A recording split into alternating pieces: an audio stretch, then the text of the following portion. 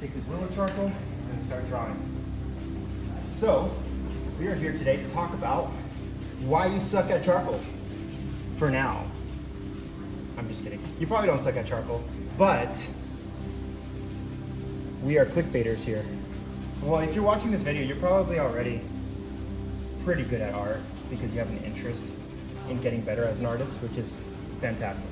Let's start with talent, the idea of talent, or the idea of being really good at something. Like, oh, that artist is so talented, they're so good at what they do. It's rare that people are born talented, and it's almost misunderstood in some ways because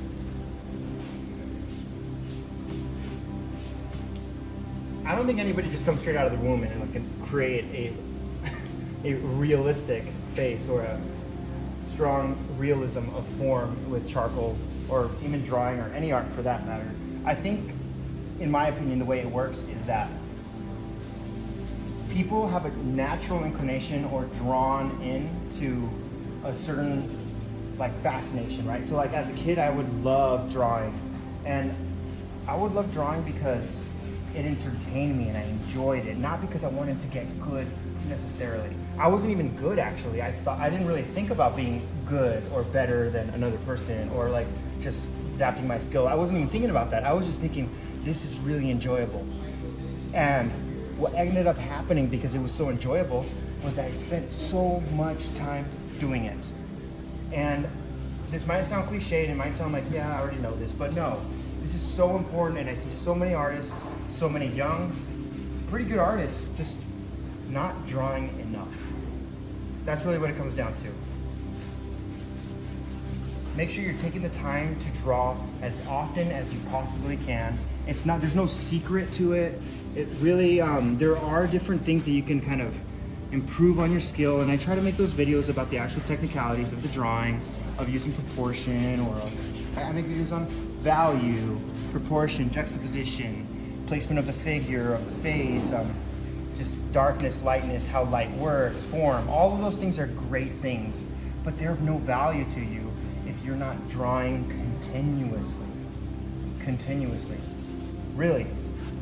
I'd say that if you're in a frustrating place of where I'm not getting that much better, I would say this. Challenge yourself. Challenge yourself to draw a very similar style of drawing or portrait of your choice for 30 days straight, every single day, once a day. If you do that, this is a woodless compressed charcoal, by the way, pencil. This whole thing is charcoal, which is awesome. It's from Mad Art Materials. Anyway, I'm getting sidetracked. If you draw the same thing over and over and over and over again, you will get good at it. I think it was Michelangelo, maybe it was Da Vinci? I don't know, Otto might know. It was it Da Vinci? Da Vinci? That said... Well, what did he say though? Oh no, it was Michelangelo. He said, and I'm butchering it, if you saw how much time I actually spent learning and creating this artwork, it would not be impressive at all how good I am at it, because it'd actually be kind of the opposite of impressive. You'd be like, you should be better by now. It's just a matter of so much time and energy. And so it comes down to a matter of discipline. It really does. How disciplined are you to create more, to create as often as you can? And it's fun. It really is fun. I know a lot of artists that are really good artists, but they won't draw until they feel like they want to draw. They won't create until they feel like they want to create. And the problem with that is that now you're only gonna get as good as your emotions let you. And it's kind of a dangerous spot to be in, because now you're limited by something you're not in control of. What I started to kind of find out when I started drawing a lot more often, which I was in the same space, but when I started to draw a lot more often, I actually started realizing that that's not the case. When I didn't feel like drawing and I knew I should draw and I started to develop my discipline for it, it was so fun once I did start drawing. In the moment I was like, I don't feel like drawing, it's another headache, I need to be intentional, I haven't been drawing as good lately, or something like that.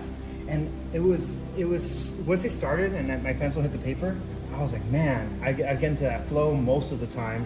put some classical music on, listen to an audiobook or a podcast, and just start going at it, not thinking too much about it, just getting used to it, just enjoying the actual process of drawing.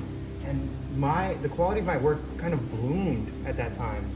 And it was an incredible experience for me, and it really unlocked it. I was like, wow, it really is about just the dedication to the craft and drawing over and over and over again. I mean, we have so many people like on Patreon, for like the Mad Mafia on Patreon.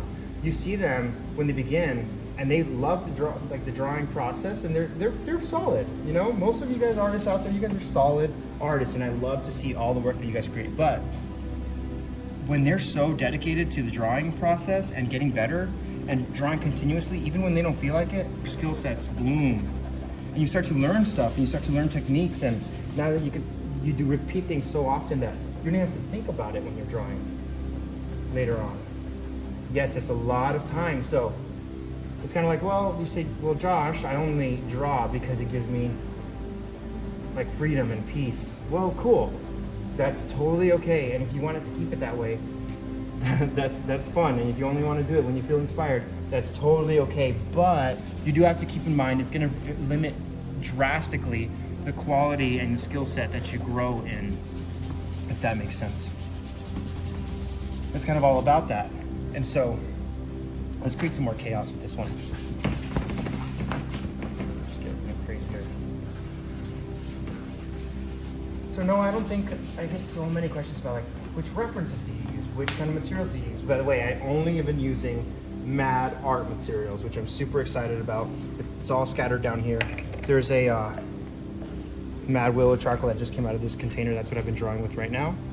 Mad willow charcoal, and then I have like the pencil extender here, the palette knife here, all these really cool materials. But so I do use these materials, and you could just, there's a lot of different quality materials out there. So obviously shameless plug for my stuff that I developed, because I really wanted to use the best material possible and develop the best material possible. But it's not about that. You can literally burn a piece of wood, make some charcoal out of it, and make a masterpiece. It really does not depend on the materials, because you can adapt it. Maybe it's going to make you faster, slower. Yes, that's true. But at the end of the day, it's about how well you know the principles, and that comes with time and intentional practice. And I would challenge you, like, if you don't think that you can get that much better and that you're really stuck, draw for 30 minutes a day, make a drawing as best you can, maybe a portrait, every single day for 30 days, and compare that first drawing to the last drawing. Really compare it. And I would almost, like 9 times out of 10, I would say, you're gonna find yourself in a much better position in skill. And that'll just show you, like, you just gotta stick with it. You know, it takes time. Everybody wants to get to the end. Everybody wants to sell out a gallery immediately. And that's not how it works. Like, take your time, get good at it. Enjoy the process while you get good at it. Don't wait for the inspiration to hit you. Hit the inspiration, you know, kind of. Which, that sometimes works and it sometimes doesn't, but that's part of it. Let's use this painted eraser now. But yes, as like cliche as it sounds, it's not just like a practice problem. It's a mental perspective issue, because if you really think about what you really want, and that's to get better as an artist, well then match your actions to what you need and what you want to have. And that's more skills, higher skills, and more effective artwork, and maybe work faster, better, more efficiently, more effectively in your artwork. That means that you need to give it time. Like, even for me, in my art career, while I was already working full-time as an artist, it didn't end. Like, I got better and better and better as I drew more and more, even without trying to necessarily specifically get better at certain things. I would just catch on to them just for the sheer amount of time that I was spending drawing. And so yes, it does take sacrifice sometimes. Sacrifice is a good thing for us because it shows us where our priorities lie. And if you say, well, I got home from work and I'm tired, okay. Just know that it requires your sacrifice, and if you're not willing to give it that sacrifice, give up some of that little bit of rest or the extra hour or two on the weekend, hanging out with your friends once, you can still hang out with them, just maybe limit the time a little bit more intentionally, and then just put a little bit of extra time in that, in your craft. It's so valuable, so worth it. Anybody can do it. Anybody can get good at it. It just depends on who values it enough, you know? Some people just don't care enough, and that's totally okay. It's not for everyone to get better at their art. But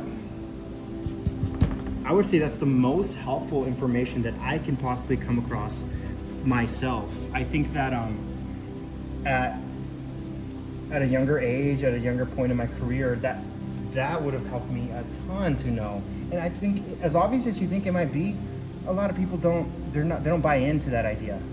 They're like, oh, some people are just better than other people. No, like, people practice so much. Like, the artists that I know that I look up to the most, that are my peers, I would say they draw so much. It's incredible.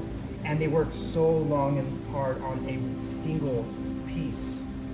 It's crazy. I'm less patient, so I still draw as much as them, sometimes more, but I'm drawing so many piece after piece after piece, and I end up drawing a lot faster.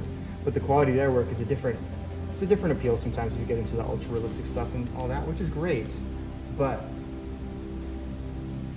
I would say that just focus on that. Just draw as much as you can, create as much as you can. And if you're like, I don't know if charcoal's the right thing for me, that's okay. It's such a useful thing to learn, even for other disciplines of art. Here's a compressed piece of Mad charcoal. You can see I've been using it, that's why the Mad logo is fading off of there. Man, this thing is buttery. It's awesome. I really tried to make the materials that I desired to use and every single tool I desired to use, because you can really find, like, it's super hard to find a woodless charcoal pencil. And I had used them before, and I was like, that is an awesome thing. More people need to use them. There's very rarely a brand that I see that carries them. I feel like they're probably a newer thing, so I was like, I need to develop my own and make sure I'm blessing the people that draw with me, blessing them with the cool materials that I like. Compressed charcoal here, that willow charcoal. It comes with the pastel palette as well. I haven't even used it for this one. I'm probably gonna do a whole other video soon on just using that one pastel palette for the entire drawing in a kneaded eraser. We even have a blending stump. Look at that. Mad blending stump. This thing is dirty. I just made a 1-minute portrait sketch just with the blending stump.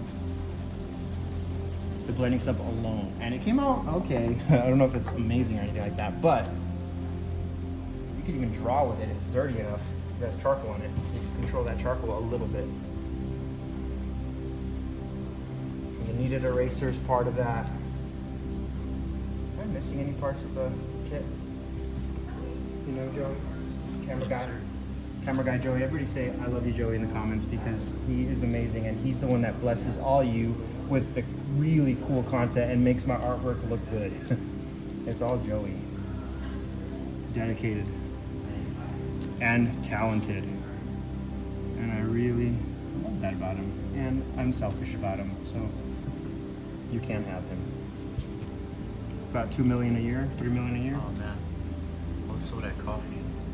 A coffee? Yeah, free coffee. One latte a day, or Yeah. 2 lattes a day, maybe, right? Yeah. Yeah. 2 lattes a day, and you got Joey full time. Dude, I was sold, man. Man, I wish you were that cheap for me, dude.